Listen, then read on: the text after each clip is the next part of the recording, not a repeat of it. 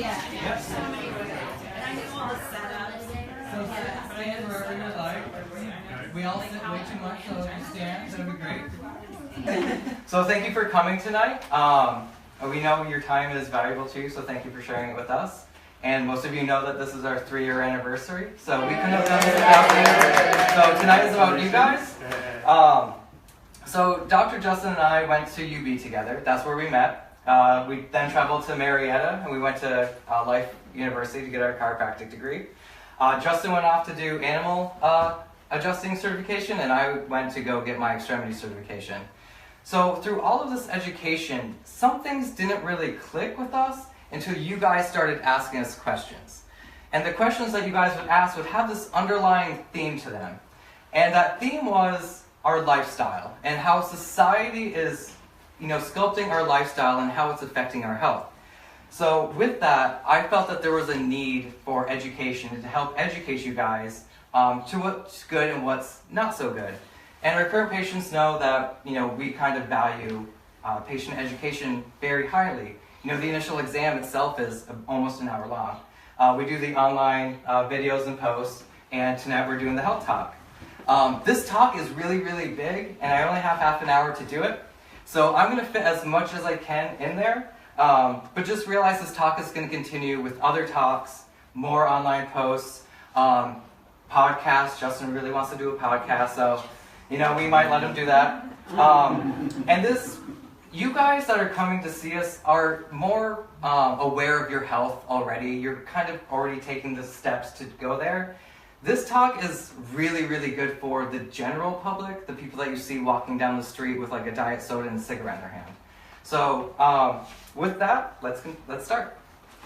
So we can judge them a little bit? Yeah, you can judge them a little bit. You're way ahead. So this chart shows the top leading causes of death in the United States every year. All the way on the left-hand side, we have heart disease and cancer, and they're both about 600,000 deaths each per year.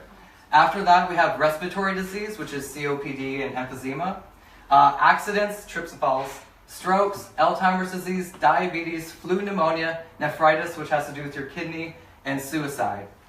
So with all of that, these account for 75% of all of the deaths in the United States. Only 25% of deaths are for something other than these. So this is a big chunk of people. And I think this chart proves that that our human body wasn't made to be living in 2017 with the 24/7 stress, having a screen flashing in front of you constantly, us sitting for 10 hours a day. What else? Artificial lighting, processed foods, and we spray chemicals on everything, and then we wonder why we're getting sick. So, number one reason I think this proves something's going on with our society that's not quite right, suicide is one of the leading causes of death. That's sad, and I think that speaks highly to what's going on in our society. Reason number two, most of these are highly preventable. The green ones are highly preventable, and by highly preventable, I mean 90 to 95%. Only about 5 to 10% of people have a actual genetic condition that will cause some of these.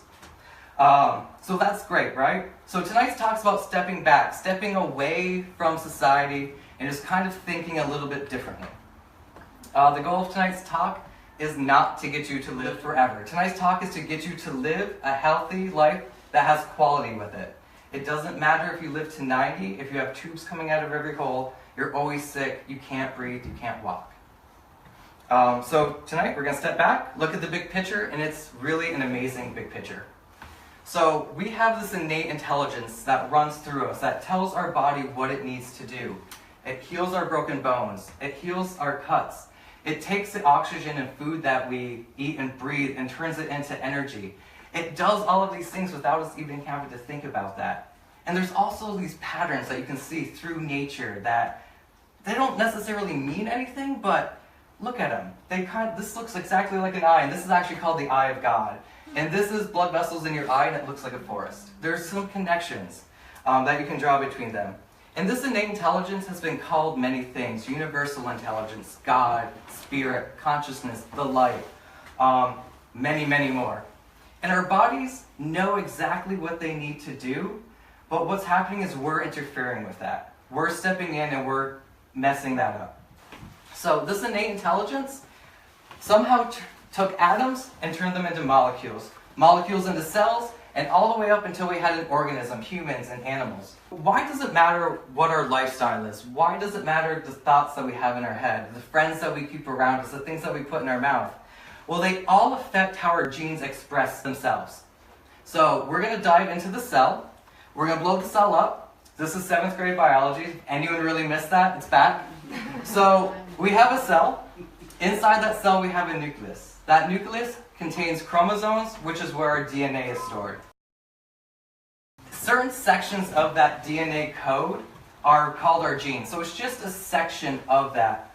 Different genes have, we have the breast cancer gene. We have the happiness gene now. And people keep looking for these genes because back in 1958, there was a hypothesis that said, whatever your DNA says, whatever this code says, that's what's going to happen to you at some point in your life. And again, this is only a hypothesis. This is only an idea. And for some reason, it caught wind and it was put in textbooks, even though it was never proven. This kind of bogs us down because this says, you don't have control over your life. If you have a gene, the breast cancer gene or whatever, you're going to have that eventually. And that's really sad and very disempowering. That turns us into a victim. And we don't need to be a victim. Because if we're a victim, then we need a rescuer, which is something other than ourselves. And this is what the medical model is based off of. And in that medical model, the pharmaceutical industry is our rescuer. So they make you believe that you can't do anything on your own without help from them. This next commercial I'm going to show you, this is a commercial I saw last week. The only goal of this drug is to help you lose weight. So think about to yourself, if this drug could help you lose 15 pounds, would you deal with the side effects or potential side effects of this? Did you know 2 areas of your brain can make it hard to lose weight?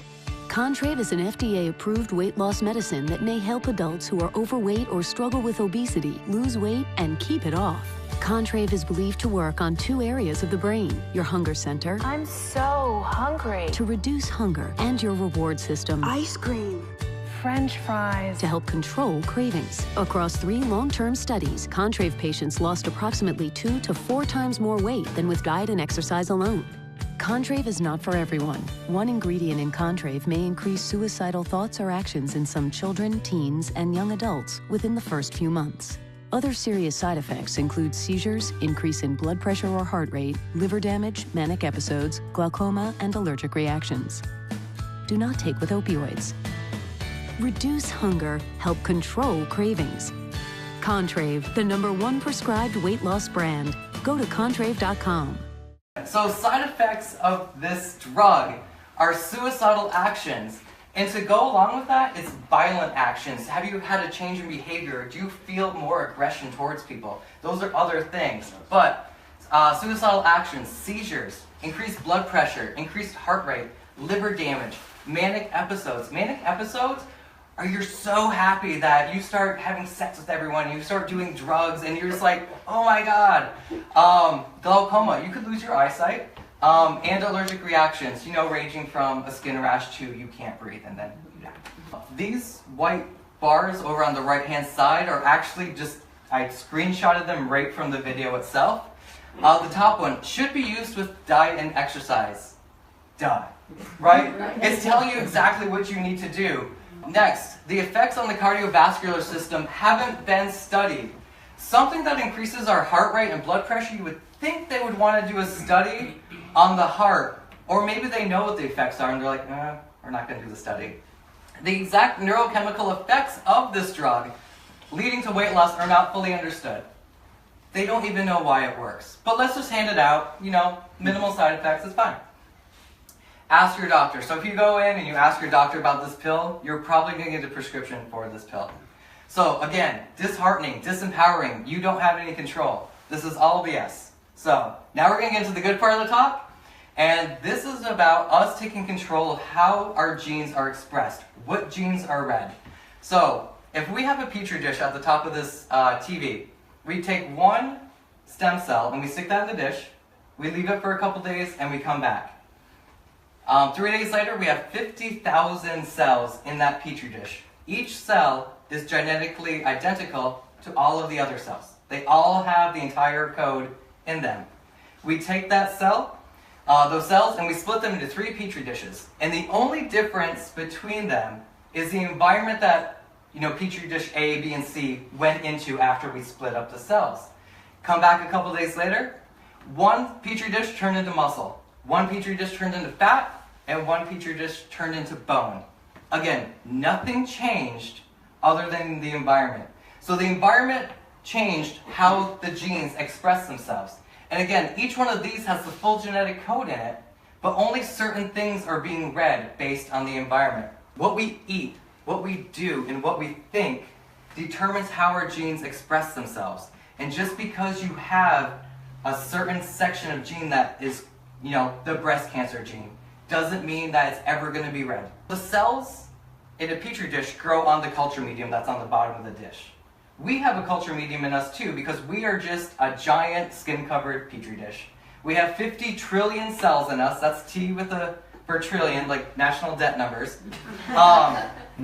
We have 50 trillion cells in us, and they all respond the same way. The culture medium in us is our blood.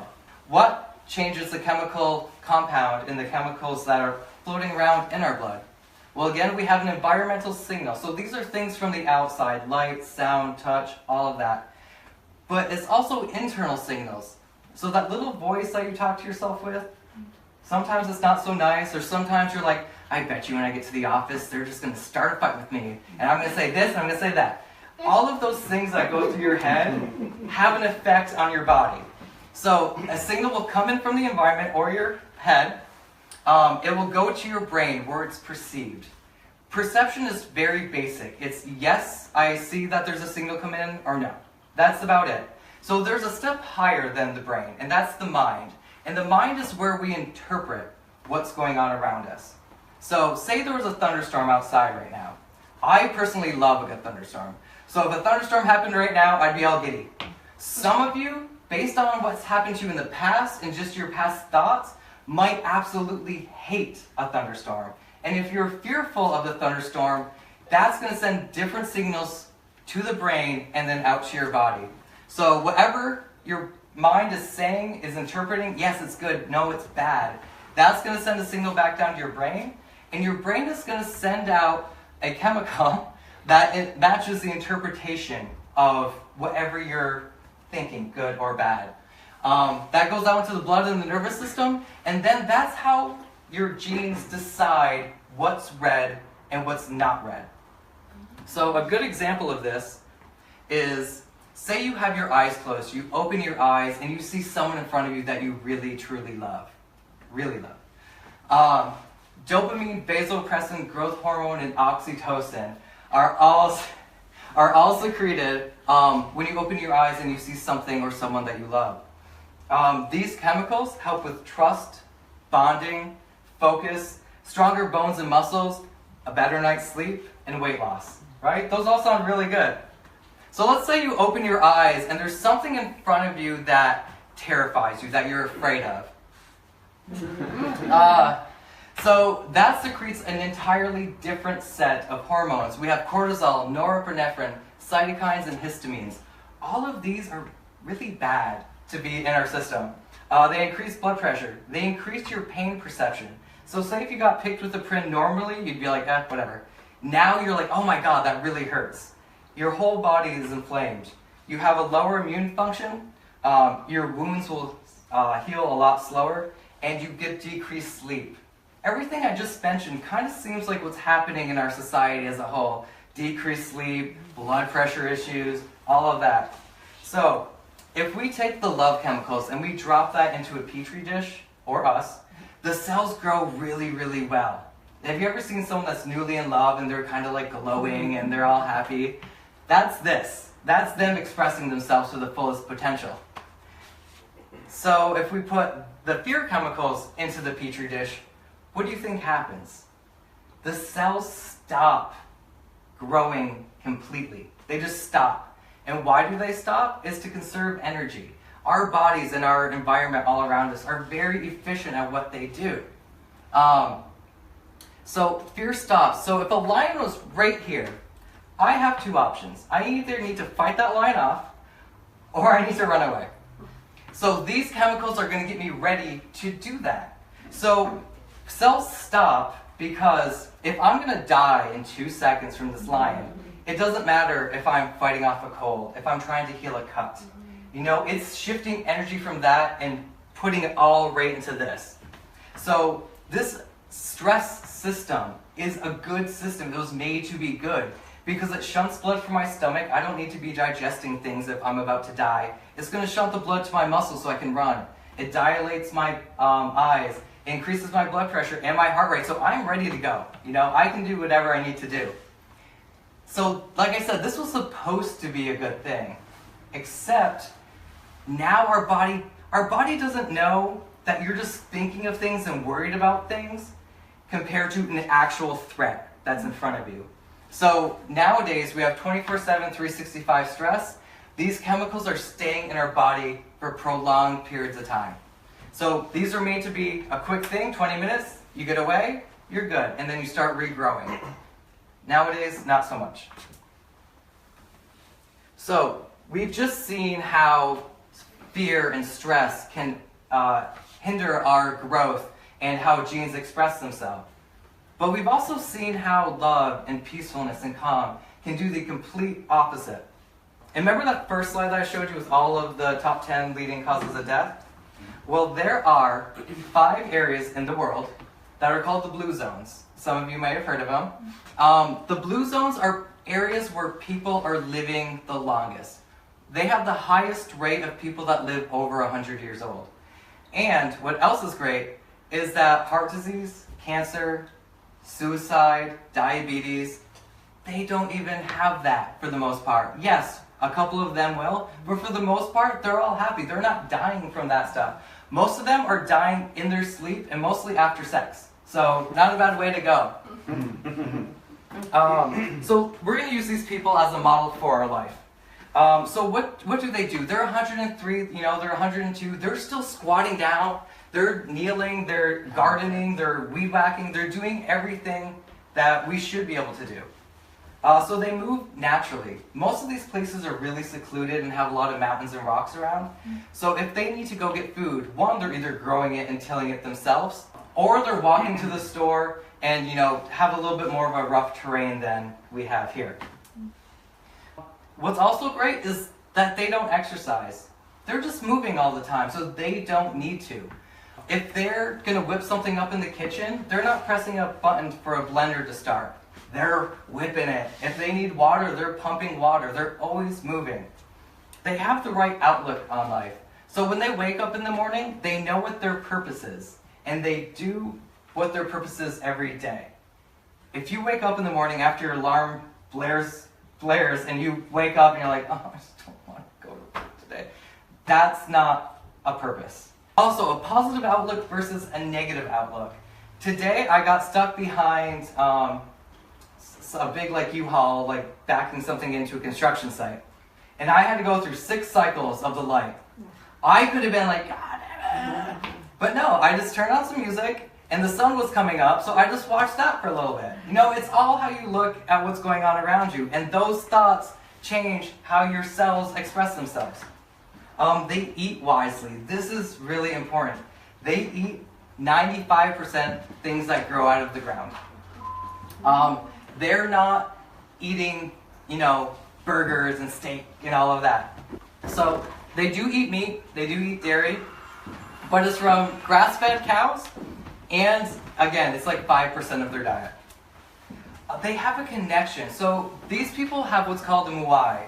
A muai is a group of about 5 or 6 people that they're all together from birth all the way until they're 103 or whatnot. If someone is really successful, they share that with everyone. If someone is depressed and having a bad day or a bad whatever, they're all there to help that person.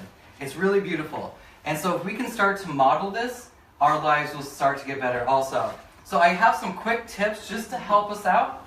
Start off slow. Pick a couple of these that fit you. Not all of them will, because we don't, we live too far away or we don't have space. But take what ones you can and implement them, and just slowly add more and more, and you'll get there. So take the stairs. You don't have to take the elevator or the escalator every single time. Or if you're on the escalator, you'll get up there a lot quicker too if you move. Park further away. If you're going to Target, park in the very back, and then walk up, and then walk around, and then walk back. That's going to be really good for you. Ride your bike or walk to work. Start with once a week, and then if you enjoy it, up it. I started doing this. I love riding my bike. I don't have to sit in traffic. It's great. And there's really fun things to look at on the Beltline. If you're on a phone call, get up and walk around the office. So 2 things about this. 1, don't hold your phone like this. This is horrible for your neck. 2, if you're on the phone a lot, get a Bluetooth headset or just a, what are these called? Yeah, there you go. Those. Because the cell phone next to your head is emitting radiation constantly. And for the iPhone, it even says keep like an inch away from your head. So you're supposed to be talking like this with your phone. So keep it away from your head and your brain as much as you can. The next, grow your own food and herbs if you have space for it. It'll be a great way for you to connect with nature and to eat things that you know where it came from. Eat mostly a whole foods, plant-based diet. Try to eat less than 10% of your protein from animals. Nothing processed and nothing artificial. Diet sodas, anything marked diet. Don't do it. Just please don't. Low sugar and low dairy. And if it's dairy, try to make sure it's grass-fed and not corn-fed. Okay, decrease chemical stress. So let's be less reliant on pharmaceutical drugs and just on drugs in general. Alcohol is a drug. So tonight, be sparing. And as we see with the pharmaceutical company, they have shareholders. They're only making money. There's some medications that are life-saving and they're very important. A lot of these are just, you don't need them. Be careful what you're putting on your skin. Lotions, makeup, sunscreen. Your skin is the largest organ in your body, and it's going to absorb anything that you put on it. So be careful and read the labels on what you're putting in your body. Household cleaners. Again, you're spraying stuff on all your counters, on your floors, and then you're eating off of that. So that chemical, because you're just wiping it into the counter, is eventually going to end up in your body. So make sure it's natural. Laundry detergent and dryer sheets. I haven't used dryer sheets in years, and my clothes are still very soft. So you don't need them. They're full of chemicals. And laundry detergent, you can get kinds that aren't full of horrible things for you. Physical stress. So we talked about the good stress on the body.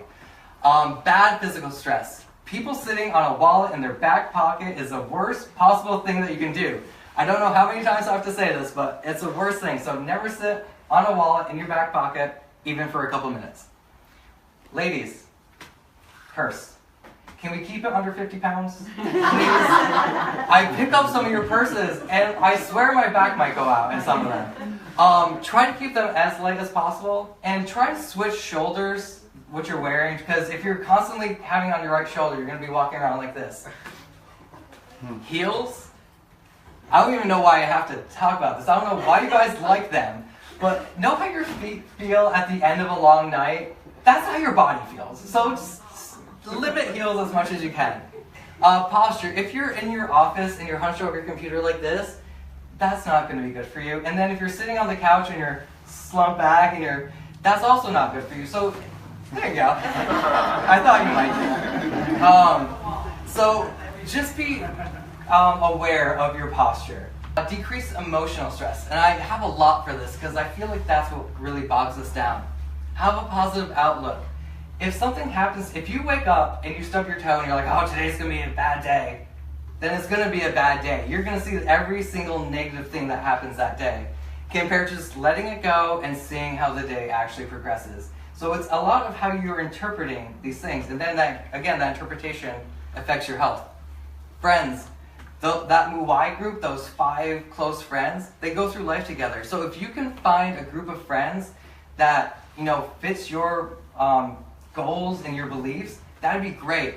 If you're lacking some friends, there's a great app called Meetup. You type in what you like to do, so say you like photography, it'll be like, hey, a group of people are going to go to Midtown and take photos. Join them, make new friends. I really like the gratitude journal, so I do this when I go to sleep. I just have a journal by my bed, and this is really, really quick. So you just do 1, 2, 3, 4, 5, down the left-hand column, and these are just one-line entries. And you just write something that you're grateful for that day. And it doesn't have to be anything big. It could be, my car started when I needed it to, you know? Someone held the door open for me, or someone brought me a muffin, you know, whatever.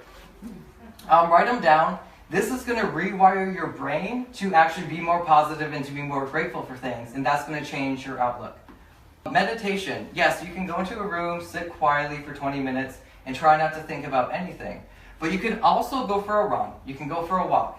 But try not to be bogged down with thoughts and thoughts and thoughts. Just kind of open that up. Connect with nature.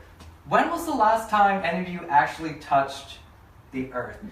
That wasn't through a shoe or a blanket or anything like that. Think about that. It might have been the beach or the last time you pulled some weeds. Connect with nature. Go into the woods. Hear the birds chirping. It's really good for us. Hear the river running. Limit your phone use after the sun goes down. One, if you're checking an email right before you go to bed and you're like, oh, damn it, you're not going to sleep. And then you're going to be talking about and thinking in your head how much you hate that person that just sent you the email.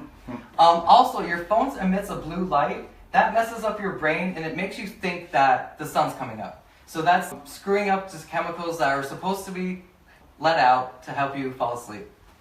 Minimize TV use. Again, the light and the flashing is stimulating your brain before bed. Sleep. 7 to 9 hours every night. Some of you, I've heard stories, are getting like 3. So, you know, this is very important.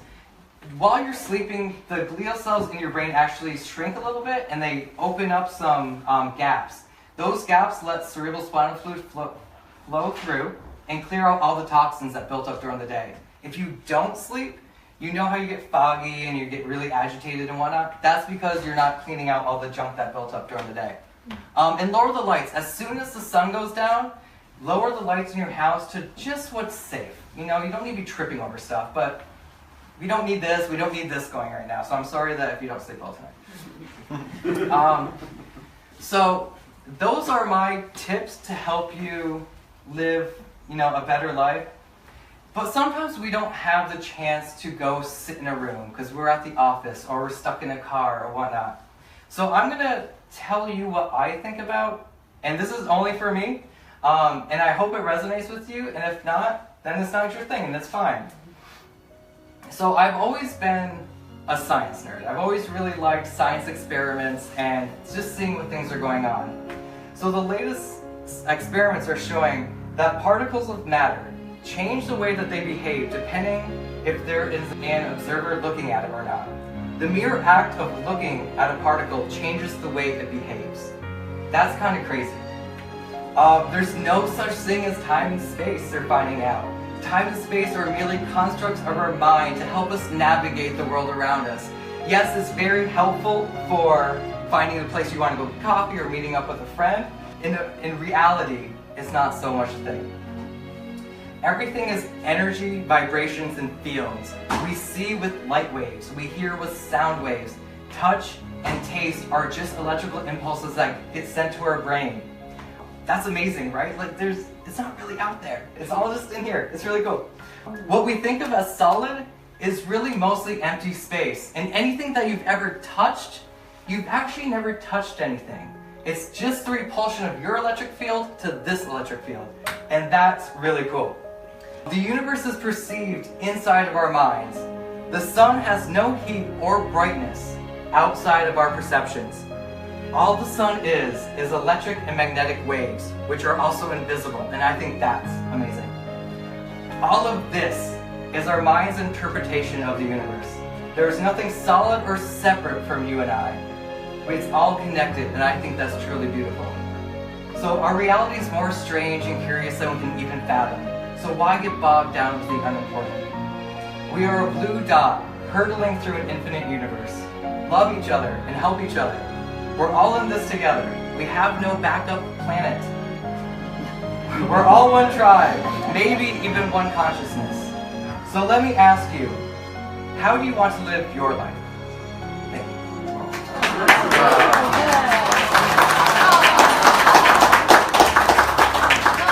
So if you guys have questions or want to talk about anything, find us. Why grass-fed versus corn-fed? So if you eat grass-fed meat, the meat itself will be high in omega-3s, which are the anti-inflammatory omega.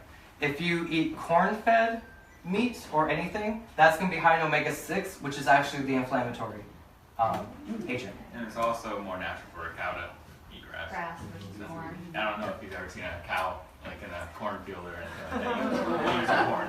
Talk about kids. How do you get rid of that? Well, abstinence. There's